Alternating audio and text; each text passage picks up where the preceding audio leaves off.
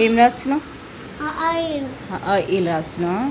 యాక్చువల్గా ఏంటంటే ఇది దక్షిది అక్షరాభ్యాసం స్లైట్.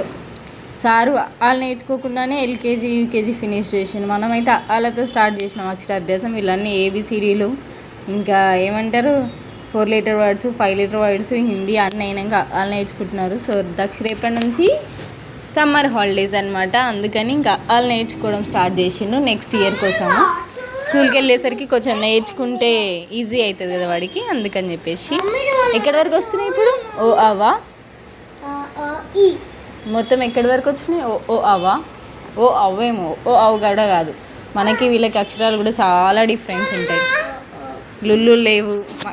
మాకైతే లుల్లులు ఉండేవి.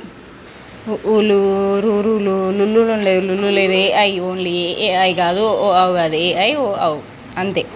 మీకు చాలా డిఫరెన్స్ ఉన్నాయి. మాకు చాలా ఉండేవి. నెక్స్ట్ ఓ నాన్న మళ్ళీ ఎందుకు అది రాసావు? మర్చిపోయావా ఊలు?